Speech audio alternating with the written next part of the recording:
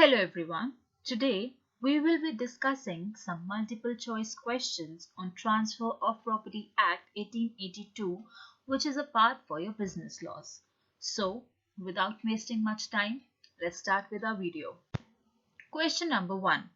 X transfers rupees 500 to Y on condition that he shall execute a certain lease within 3 months after Y's death, and if he should neglect to do so, to Z. If Y dies in X's lifetime, option A, the disposition in favor of Z takes effect. Option B, the disposition shall not take effect in favor of Z. Option C, the disposition requires further conditions. Or option D, none of the above. The correct answer for this question is option A, the disposition in favor of Z takes effect. Question number 2. X marries Y, but in case she dies in his lifetime, he would transfer the property to Z. X and Y perish together under circumstances which make it impossible to prove that she died before him. The disposition of property in favor of Z, option A, does not take effect. Option B, takes effect. Option C, disposition is subject to another contract. Or option D, none of the above. The correct answer for this question is option A, does not take effect. Question number 3. Under the provisions of Section 29 of the Transfer of Property Act 1882, an ulterior disposition of the kind contemplated in the provision of Section 28 cannot take effect unless option A, condition is strictly fulfilled. Option B, condition is not fulfilled. Option C, only option B is correct. Or option D, none of the above. The correct answer for this question is option A, condition is strictly fulfilled. Question number 4.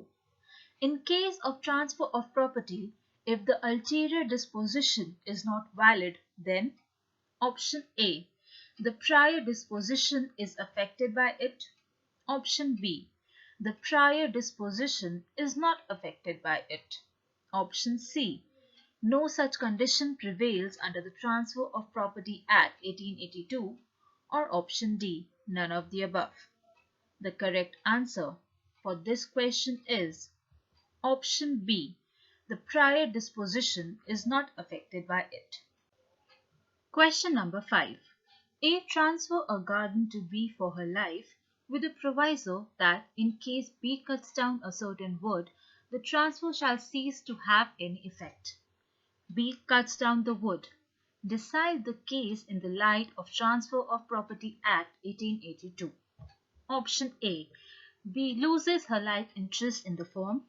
Option B, B does not lose her life interest in the firm. Option C, no such provision is made under the Transfer of Property Act 1882. Or option D, none of the above. The correct answer for this question is option A, B loses her life interest in the firm. Question number 6. The foundation of doctrine of election under the Transfer of Property Act 1882 is that a person taking the benefit of an instrument, option A, must bear the burden. Option B, must not bear the burden. Option C, burden is not the subject of election. Or option D, none of the above. The correct answer for this question is option A, must bear the burden. Question number 7. Under the provisions of Section 35 of the Transfer of Property Act 1882, where a person professes to transfer property which he has no right to transfer and as part of the same transaction confers any benefit on the owner of the property, then option A, such owner can elect to confirm such transfer only. Option B, such owner can dissent from transfer only. Option C, such owner must elect either to confirm such transfer or to dissent from it. Or option D, none of the above. The correct answer for this question is option C, Such owner must elect either to confirm such transfer or to dissent from it. Question number 8. The rule of election under the Transfer of Property Act 1882 as applied to will is enacted in section 180 and 192 of the option A. Indian Registration Act 1908, option B. Sale of Goods Act 1930, option C. General Clauses Act 1897, or option D. Indian Succession Act 1925. The correct answer for this question is option D. Indian Succession Act 1925. Question number 9. A person is not put to his election unless he has a proprietary interest in the property disposed of in derogation of his rights. This is the subject matter under provisions of option A. Section 35 of the Transfer of Property Act 1882, option B. Section 35 of the Indian Registration Act 1908, option C. Section 35 of the Indian Succession Act 1925, or option D. General Clauses Act 1897. The correct answer for this question is option A. Section 35 of the Transfer of Property Act 1882. Question number 10. Section 37 of the Transfer of Property Act 1882 refers to apportionment by estate. In this slide, before this act, when a transfer was severed by the sale of shares in the version, the tenant was still obliged to pay the rent to all sharers jointly. Option A. Any party is agreed by all the parties. Option B. Unless an apportionment has been agreed to by all the parties. Option C. Any two parties are agreed, or option D. None of the above. The correct answer to this question is option B. Unless an apportionment had been agreed to by all the parties. Question number 11. In the Transfer of Property Act 1882, sections 33 to 37 apply to both immovable and movable property, whereas sections 38 to 53 apply to option A. Movable property only, option B. Immovable property only, option C. Both immovable and movable property, or option D. None of the above. The correct answer for this question is option B. Immovable property. Question number 12. Provisions of Section 38 of the Transfer of Property Act 1882 does not apply to cases falling under option A. Contingent transfer, which is based on happening and not happening of certain events. Option B. Perpetual transfer. Option C. Benamidars or ostensible owners who can give no title except by estoppel, or option D. None of the above. The correct answer for this question is option C. Benamidars or ostensible owners who can give no title except by estoppel. Question number 13. Section 38 of the Transfer of Property Act 1882 has no application. Option A. To previous transfer where the transaction is still incomplete. Option B. To succeeding transfer where the transaction is to be completed in future. Option C. To perpetuity transfer, or option D. None of the above. The correct answer for this question is option A. To previous transfer where the transaction is still incomplete. Question number 14. Under Section 39 of the Transfer of Property Act 1882, the provision is made for transfer where the third person is entitled to maintenance. In this context, the court held that the right of maintenance, even of a Hindu widow, is an identified right which falls short of a charge. This was decided in case of option A. Ram Kumar versus Ram Dai, option B. Ruchava versus Shiva Yogoda, option C. Ramanandan versus Jangamal, Option D, none of the above. The correct answer for this question is option C, Ramanandan versus Rangamal. Question number 15.